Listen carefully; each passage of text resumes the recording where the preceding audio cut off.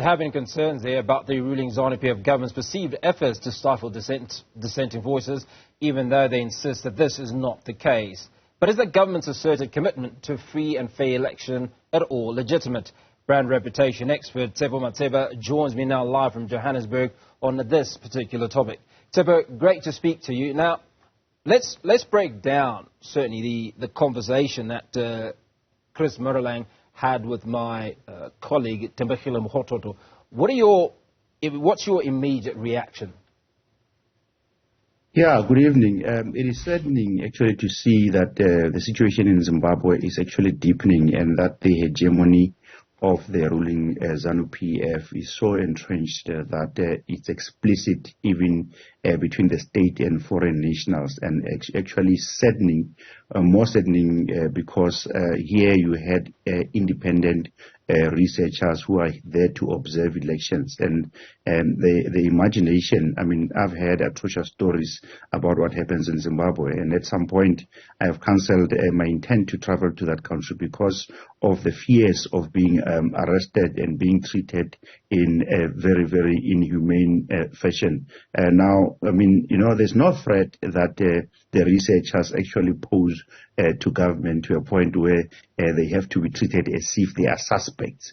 But the reality in Zimbabwe and the observations that we've seen towards elections is that the government actually, through its structures, through the police, through the courts, use the instruments that they have and the power that they have, the ruling party, to actually dictate and to intimidate civilians, to intimidate journalists and the media, to intimidate opposition parties. And we've seen that, a couple of people have already been arrested in opposition benches. And that tells you that, they send a signal and fear amongst independent observers who may be willing to go and assist Zimbabwe next week.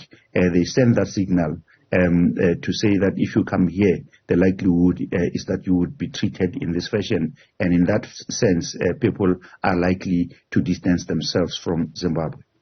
Now, Tshepo, let's look at what happens in any country. So whether it's South Africa, Zimbabwe, or any country that is holding elections, individuals or organizations will put in through an application to be accredited as election observers, researchers, and so on.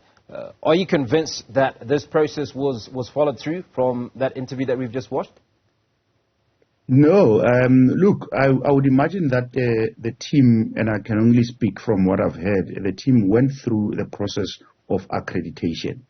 Whether that process was robust enough or is robust enough is a completely different story, and one would have to speak to the Zimbabwean authorities to understand what is the process of accreditation for observers, what is the process of accreditation for the media, and what is the process for accreditation for foreign individuals and groups who may be interested in observing the elections, because if you are operating in a democratic environment, one would expect that the playing field is open, and that anyone who has a vested interest, especially the research institutes, especially analysts, especially the media, that they would be given a prior notice in terms of an invitation to participate, and that the accreditation process would be fair.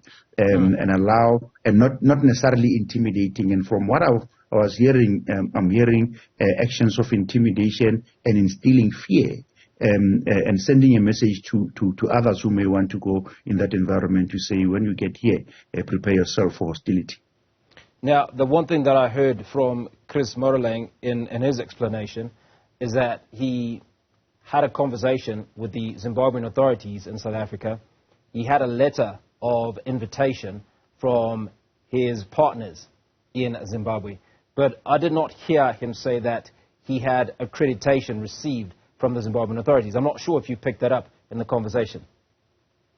No, yes, I did pick up the fact that he talks about a conversation with partners in Zimbabwe, and also that he spoke to perhaps representatives of Zimbabwe here in South Africa, probably i.e. through a consulate or an embassy. So we don't know. Additionally, what I do not know as well is whether there is an official accreditation process for this sort of exercise currently in Zimbabwe. Well, I'd imagine that, I mean, we have the same processes here, that if you're coming to observe the elections, that you will be accredited, because not everybody can walk into the country without given official accreditation.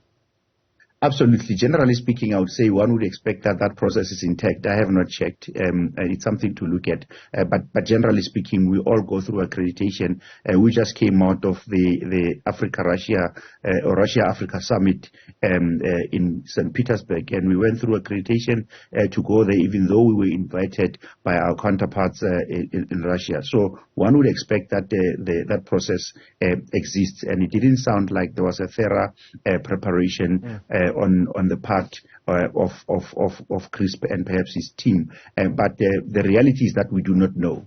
And until we get the facts, at least we will get that impression. But what this does to the image, at least of Zimbabwe, is that irrespective of whether accreditation was sought through the right channels, basic human rights ought to be observed. And also when you hold a free and fair election and you pledge that the election will be free, from a reputation point of view, you at least want to come across like you are welcoming, and that Zimbabwe is a welcoming economy, and that the election is going to be free and fair. And so intimidation, fear, and hostility is unnecessary. You could still actually request the team to go back to the country of their destination, i.e. South Africa, to go and get proper accreditation in advance. Chances are by now accreditation has already been closed. We are hosting here in South Africa next week the BRICS summit, and accreditation for that summit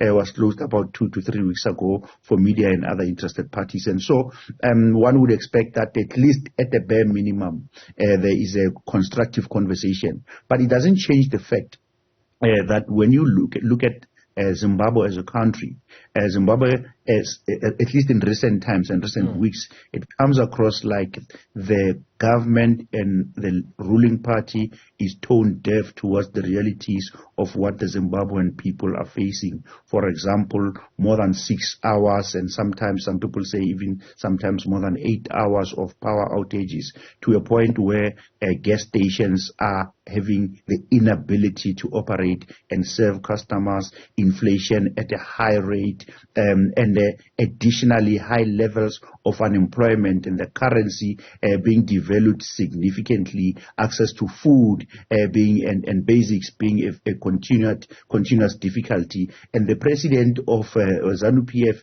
saying that vote for me so that you can go to heaven or so that you can see God. Those type of remarks are actually demonstrating that you are tone deaf. When we were earlier in Russia, we saw President Mnangagwa actually experimenting with weapons, being candid, being polite. The Minister of Energy actually signing an agreement with Russia about the energy generation. And nuclear energy in Zimbabwe, and supported by the Russians. But what you see on the ground is completely opposite to what Zimbabwe projects when they leave. Tshepo, we're going to have to call time on the conversation. Unfortunately, we've run short of time, but you do raise some important factors, and obviously those energy factors are affecting many countries across the African continent. But appreciate your input on Africa Today.